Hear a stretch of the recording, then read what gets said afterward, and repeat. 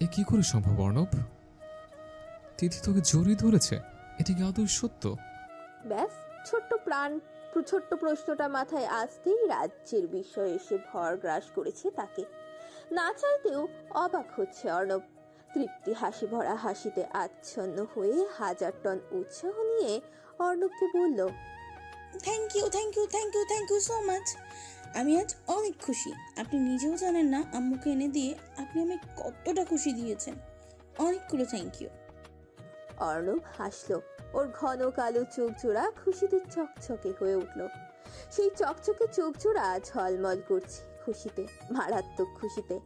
অর্ণব তিথির পিঠে আলতো করে হাত রেখে তৃপ্তি হেসে বলল, তুমি খুশি হয়েছ তিথি পাখি?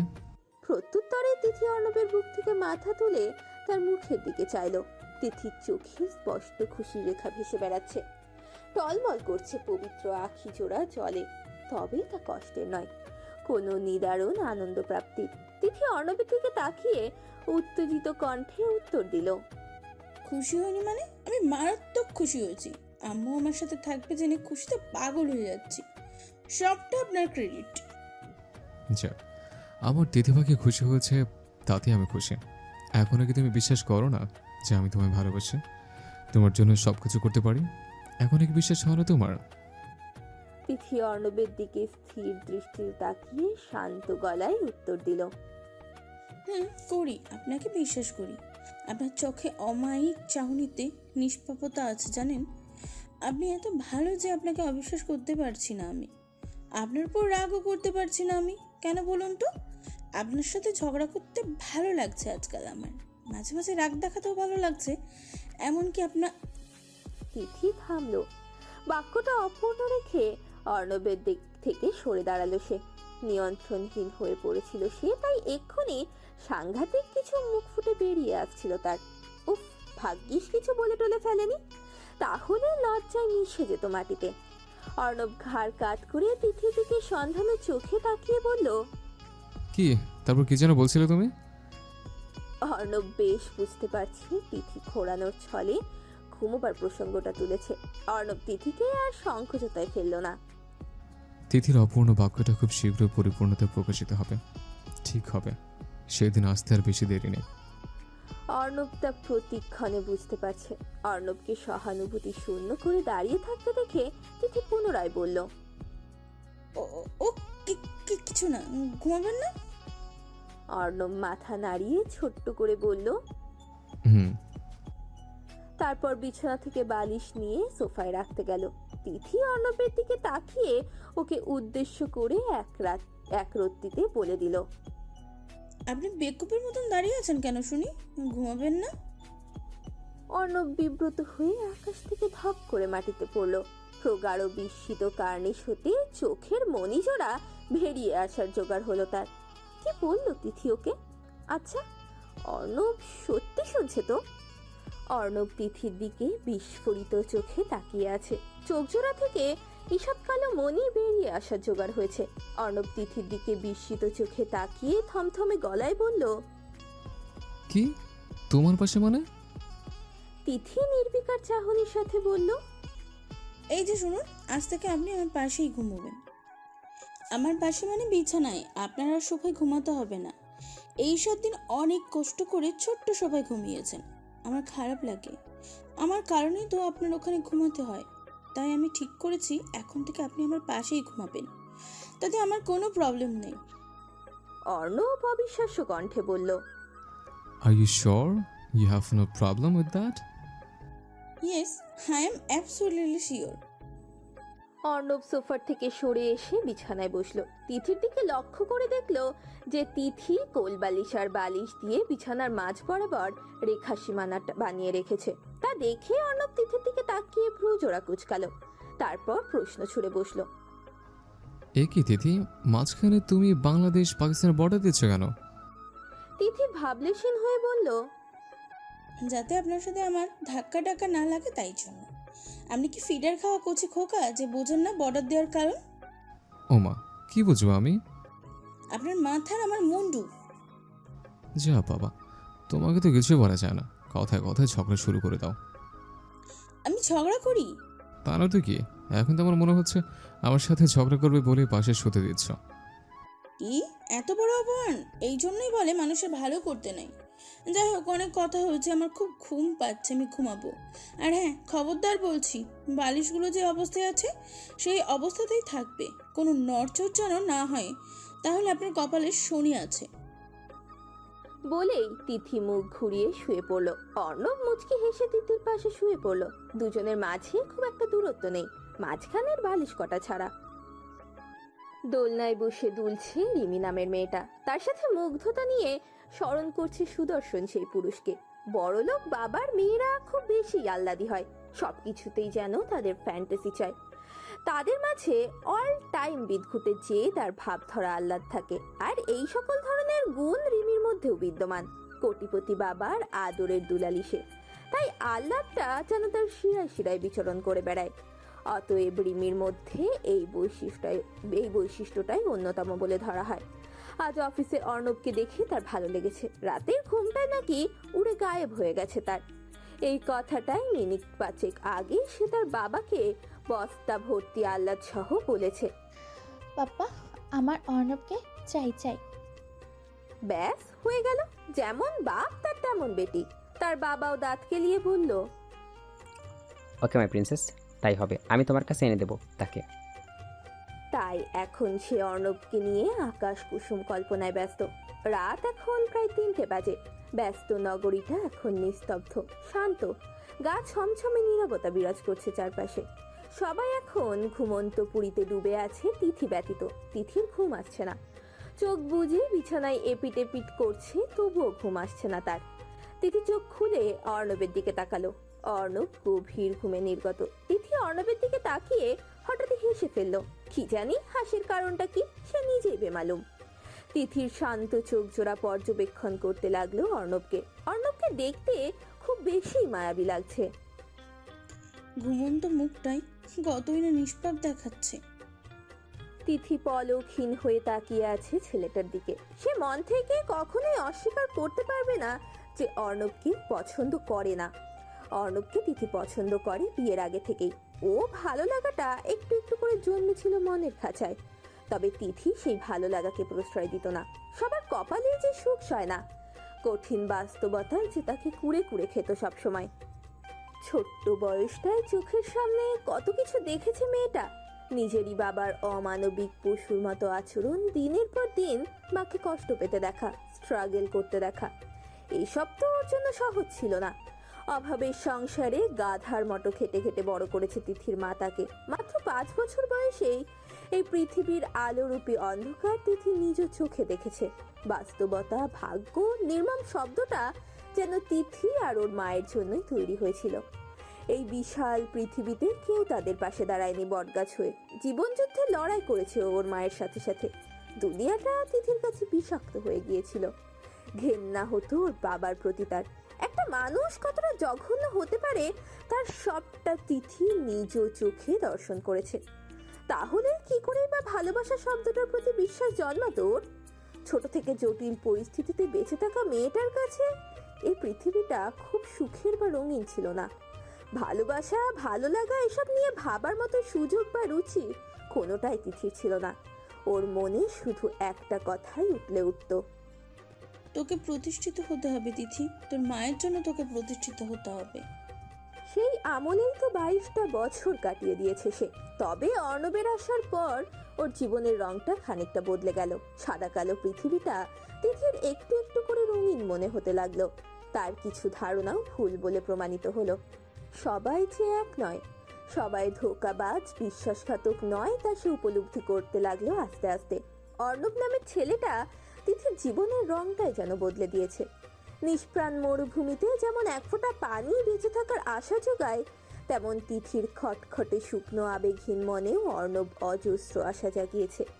তিথি ভালোবাসা নামক অনুভূতিকে জন্ম দিয়েছে শুধু অর্ণবের জন্যই। আর হবেই না বা কেন? ছেলেটা যে খুব বেশি ভালো। সেই প্রথম থেকে এখনো পর্যন্ত গোটা 2 বছর তিথি অর্ণবের কথা করা পাগলামিগুলোকে প্রতি মুহূর্তে দেখেছে। অর্ণবের করা কেয়ারগুলো একটু একটু করে তিথিকে দুর্বল করে দিত তার প্রতি। কত কষ্ট তাকে দূরে দূরে সরিয়ে রেখেছে, তবুও ওর মনে কি ন্যূনতম প্রতিক্রিয়াও ঘটেনি? সামান্য ভালোবাসাও জন্মায়নি? উত্তরটা অবশ্যই হ্যাঁ। অর্ণব শেষ পর্যন্ত আটকে দিয়েছে তার প্রেম জালে। অর্ণবকে এখন খুব ভালো লাগে তার, খুব। অর্ণবকে দেখে রাগ হয় না, খুনসুটিময় অভিমান ব্যতীত বিরক্তিও আসে না তিথির। ছেলেটা শেষ পর্যন্ত বাধ্য করলো তিথির ভালোবাসতেই হলো অর্ণবকে। তিথি অর্ণবের দিকে তাকিয়ে ঠোঁটে মুগ্ধ হাসির রেখা টেনে অর্ণবের মাথার ঘন চুলের মাঝে নিজের হাতে 4টা আঙুল ডুবালো। তারপর পরম আদরে অনাবির হাত বুলিয়ে দিল। ঘুমন্ত অর্ণবের সবটাই অজ্ঞাত, সে তো জানেই না কেউ একজন এতটা ভালোবেসে তার আদর ভরা হাতটা দিয়ে ছুঁয়ে দিচ্ছে ওকে। জানলে আজ হয়তো সে খুশিতে পাগলই হয়ে যেত। তিথি অর্ণবের দিকে মনোযোগ সহিত তাকিয়ে ঠোঁট জোড়া বিস্তৃত করে হেসে ফেলল। তারপর নিজ মনে আওড়াতে লাগলো, আমি জানি এখন যদি আপনি জেগে যান আর আমাকে এইভাবে দেখেন তাহলে খুশিতে আত পাগল হয়ে যাবেন। আপনার পাগলামিগুলো না বড্ড টানে আমার। মাতাল মাতাল কণ্ঠে বলা কথাগুলো কম্পন ধরায় শরীরে। ছোট্ট ছোট দুষ্টুমিগুলো আকর্ষণ করে খুব। কি জানি আমি কি করে আপনার নেশায় জড়িয়ে পড়লাম। হয়তো আমি আপনার মতন তীব্র রূপে আপনি ওই ছেলেটাকে ভালোবাসতে পারবো না, তবু আপনার যোগ্য হওয়ার চেষ্টা করব। আপনার ভালো বউ হয়ে ওঠার চেষ্টারত আমি একদিনে আপনার ভালো বউ হয়ে উঠবো, দেখবেন। সরি, আপনাকে অবহেলা করাটা আমার অন্যায় ছিল। অকারণেই কষ্ট দিয়েছি অনেক। আমার করা ভুলগুলো শুধরে নেব আমি, প্রমিস। আপনার ভালোবাসার মর্যাদা আমি রাখবো। তিথি অর্ণবের মাথার ভেতর থেকে নিজের হাত সরিয়ে অর্ণবের গালে আলতো করে হাত রাখলো। চোখ দুটোতে স্বপ্নময়ী আবেগটা যেন নিয়ন্ত্রণহীন হয়ে পড়ছে ক্ষণে ক্ষণে। ঘুমিয়ে থাকা ছেলেটাকে এখন তার ঘুম থেকে তুলতে ইচ্ছে করছে। এরপর বোকা বোকা কণ্ঠে বলতে ইচ্ছে করছে, এই যে শুনছেন, আমার না আপনাকে খুব ভালো লাগে। তাহলে কি আমার বলা উচিত আমি আপনাকে ভালোবাসি, নাকি এটা বলা উচিত আপনাকে ভালো লাগে? আচ্ছা, কোনটা বলবো বলুন তো? পরক্ষণেই তিথির মনে হলো, ইস, এমন উৎকট প্রশ্ন করা কি তিথির উচিত হবে? না মানে এত বড় মেয়ের মুখে এমন বোকা বোকা অদ্ভুত প্রশ্ন কি আদৌ মানায়? অর্ণব নিশ্চয়ই হাসতে হাসতে গড়াগড়ি খাবে। তিথি আবার এও ভাবলো, হাসলে তো অর্ণবকে বেশ লাগে, তাহলে অর্ণবকে হাসালে তো মন্দ হবে না। কিন্তু অসহ্যকর ওই হাসি তিথির চোখ যে সহ্য করতে পারে না। কিছু কিছু সৌন্দর্য যে অসহনীয় হয়। তাহলে কি করে চোখ ছলছানো সুন্দর হাসি তিথির সহ্য হবে? হিজিভিজি ভাবনার জট পাকানো চিন্তাগুলো নিয়ে গবেষণা করতে করতে চোখ দুটোতে হালকা জ্বালা অনুভব করলো তিথি, যার অর্থ তিথির ঘুম পেয়েছে। তাই সে স্পষ্ট বুঝতে পারছে তার এখন ঘুমানো প্রয়োজন। জটপাকা চিন্তাগুলো জটরতই থাক না হয়, কাল না হয় তা ছাড়িয়ে নেবে তিথি। অফিসে নিজস্ব চেয়ারটাতে প্রচন্ড বিরক্তি নিয়ে বসে আছে অর্ণব। অর্ণবের বিরক্তির কারণটা মূলত রিমি। মিস্টার রঞ্জিত নাকি বিজনেসের সব দায়িত্ব ওনার মেয়ে অর্থাৎ রিমিকে দিতে চান। এই কথা শুনে অর্ণবের একতলা বিস্ময় নিয়ে রিমির দিকে তাকায়। গতকালের মতোই রিমি অর্ণবের দিকে নির্বিকার চাহনিতে তাকিয়ে আছে। এই মেয়েটাকে অর্ণবের জাস্ট বিরক্ত লাগে। এমনি তো সারাদিন ছাগলের মতো ড্যাপড্যাপ করে তাকিয়ে চোখ দিয়ে গিলে খায়, এখন আবার নাকি মেয়ের উপর দায়িত্ব দিয়েছে। কথা আছে না কাকে দিল রাজার পাট। এই বেয়াদব মেয়েটার মাথায় কাচের কও ঢুকবে না বলে অর্ণবের মনে হয় না। এরকম একটা ইরিটেটিং মেয়ের সাথে কথা বলতে হবে, মিটিং করতে হবে, মাঝে মাঝে দরকারি ডিসকাশনও করতে হবে। এই মেয়ের সাথে কিভাবে কাজগুলো করবে সে, সব ভাবতেই বিরক্তিতে হাঁসফাঁস করছে ছেলেটা। এসি রুমে থাকলে এরকম সচরাচর কারো হয় না, কিন্তু অর্ণবের হচ্ছে। অর্ণবের চোখে মুখে বিরক্তির ভাব দেখে মিস্টার রঞ্জন দ্বিতীয়বারের মতো অর্ণবের দিকে প্রশ্ন তাক করলো। Listen young man, do you have any problem to work with my daughter? I don't think so. Arnab বিপর্যস্ত কণ্ঠে বলল, But sir, you know this project is very very important for us. Your daughter is not fit for handle this all. In fact, she have no idea. How could I adjust with her? I think you should drop this idea, Mr. Ronson. That will be a good decision for everyone. অর্ণবের কথায় রিমি ওর বাবার দিকে করুণ চোখে তাকিয়ে আহ্লাদী সুরে বলল, বাবা। মিস্টার রঞ্জন এবার একটু নড়ে চড়ে বসলেন। গলা ছেড়ে বিনয়ী সুরে অর্ণবকে বললেন, I know Arnab. She had no experience, no ideas. But she had energy. She is very ideal. She wants to handle my company. I think you should give her a chance. Please, Arnab, I request you. অর্ণবের ভেতরটার আগে পড়ে যাচ্ছে। ও চেঁচিয়ে চেঁচিয়ে বলতে ইচ্ছে করছে, ideal না ছাই, আপনার মেয়ে আস্ত একটা ছাগল, একটা ইরিটেটিং বস্তু। আপনার মেয়েকে ডাক্তার দেখান। কিন্তু অর্ণব মুখ ফুটে এমন কিছুই বলতে পারলো না। অকপট রাগটা চেপে রেখেই ভেতরেই দমন করতে হলো তাকে। নিজেকে যথাসম্ভব শান্ত রেখে অর্ণব বলল, জি, আপনি যা ভালো মনে করেন। মিস্টার রঞ্জন হাসি মুখে বললেন, থ্যাঙ্কস অর্ণব, তুমি রিমিকে কাজগুলো নিজের হাতে শিখিয়ে দিও, তাহলে আমার ভালো লাগবে। It will be pleasure for me. আইসের প্লেসারওয়ালা, হাতে কলমে শেখাবো না? আমার তো ঠেকা। তার ঢঙ্গি মেয়ের জন্য ক্লাস 1-এর শিশু, যে ওকে হাতে কলমে ক খ গ শেখাতে হবে। যত সব আছে এরা মাথা ব্যথা। অর্ণব মনে মনে কথাগুলো আওড়ালেও বাইরে থেকে কৃত্রিম হাসি ঝুলিয়ে রাখলো তার ঠোঁট জোড়ায়। না পারছে ফেলতে আর না পারছে গিলতে টাইপ অবস্থা এখন অর্ণবের। মিস্টার রঞ্জন হ্যান্ডশেক করে মেয়েকে নিয়ে বেরিয়ে গেলেন। রিমি যামার সময় অর্ণবের দিকে তাকিয়েছিল। তার চোখে ছিল দৃঢ় মুগ্ধতা আর ঠোঁটে ছিল অদ্ভুত হাসি, যাকে অর্ণব নাম দিয়েছে শয়তানি হাসি। এই মেয়েটাকে অর্ণবের মিচকে শয়তান বলে মনে হচ্ছে। মোট কথা একটা অশুভ মেয়ে। ছেলেটাকে চোখ দিয়ে গিলে খায় সে। অর্ণবের রীতিমতো চিন্তা হচ্ছে, ওই মেয়ের মনে যে অন্যরকম মতলব আছে তা অর্ণব বেশ টের পেয়েছে। তবে যা আছে থাক না, এইসব নিয়ে অর্ণবের কোনো মাথা ব্যথা নেই। ওর কাজটা ঠিকঠাক হলেই সে সন্তুষ্ট। তিথি আজ ওর মায়ের সাথে ওদের বাসা বাড়িতে গিয়েছে। আফরোজা বেগমের কিছু জিনিসপত্র আর জামা কাপড় নেওয়ার ছিল তাদের। বাসায় ঢুকেই তিথি চলে গেল নিজের ঘরে। খুব মিস করে সেই ঘরটাকে। ছোট থেকে ভাড়া বাসাতেই মিস করে তিথি। কত বছর এই বাসাটাতে কাটিয়েছে সে। তিথি ওর ছোট্ট ব্যালকনিতেই গিয়ে দাঁড়ালো। ওর ব্যালকনিটা মূলত দক্ষিণে। সেখানে দাঁড়ালে দূরের কিছু মাঠ আর নদীর পাড়ের গাছগুলো দেখা যায়। কত বিকেলে মন খারাপ করে দাঁড়িয়ে থেকেছে ওর ব্যালকনিতে তিথি, কিন্তু এখন আর তা সম্ভব নয়। মেয়েদের জীবনটা এমন কেন তিথি জানতে ইচ্ছে করে। জন্ম হয় এক জায়গায় আর মৃত্যু হয় আর এক জায়গায়। ছোট থেকে যে বাড়িতে বড় হয় একটা মেয়ে, একদিন সেই বাড়িটার কাছেই অতিথি হয়ে যায়। যখন তখন চাইলেই সে আসতে পারে না বাবা মায়ের কাছে। ছোট থেকেই যে বাড়িটাকে নিজের বাড়ি বলে চিনতো, বিয়ের পর সেই বাড়িটাই তার বাপের বাড়ি বলে হয়ে ওঠে। নিজের ঘর বাড়ি এলাকা আত্মীয় পরিজন সবটাই তার কাছে পর হয়ে যায়। নতুন কোনো পরিবেশে নতুন মানুষকে আপন করে নিতে হয় তাদেরকে। প্রথম প্রথম কতই না কষ্ট করে অ্যাডজাস্ট করতে হয় সেখানে। বাবার আদরের রাজকন্যাগুলো হয়ে ওঠে সংসারী। নিজ কাঁধে পুরো সংসারের দায়িত্ব তুলে নেয় তারা। আচ্ছা, এগুলো কি ওই মেয়েটার জন্য খুব সোজা? হয়তো অনেকে তা সোজা বলে মনে করে, কিন্তু আসলে কি তা এতটা সোজা? তিথির খুব কান্না পাচ্ছে। এই বাড়িটায় আর থাকতে পারবে না সে কখনো। ওর ঘরটায় ঘুমাতে পারবে না। মন খারাপ হলেও চিরপরিচিত ব্যালকনির মৃদু বাতাসে ভেসে উড়িয়ে দিতে পারবে না কষ্টগুলো। টলমলের চোখে তিথি হাত রাখলো ওর শিউলি ফুলের গাছটায়। প্রতিদিন সকাল বিকাল পানি দিত তাতে তিথি। আজ কতদিন গাছটা পানি পায় না। পানি না পাওয়ায় শুকিয়ে আধমরা হয়ে গেছে সে। তিথি গাছের টব হাতে তুলে নিয়ে পুনরায় ঘরে চলে গেল। সাইড টেবিলের উপর টবটা রেখে দিয়ে নিজের কাজে মন দিল সে। প্রয়োজনীয় বই খাতা আর প্রিয় জিনিসগুলোকে তিথি বেছে বেছে ব্যাগে ঢোকাতে লাগলো। আলমারি খুলে ওর জামা কাপড়গুলো যেই না বের করতে যাবে, তখনই চোখ পড়লো অতি পরিচিত সিল্কের পাতলা সাদা রঙের শাড়িটার দিকে। এটা অর্ণবকে দিয়েছিল 2 বছর আগে, ওর 20তম জন্মদিনে। অর্ণবের দেওয়া প্রথম গিফটগুলো ছিল এগুলো। ইস, এগুলো এখানেই পড়ে আছে।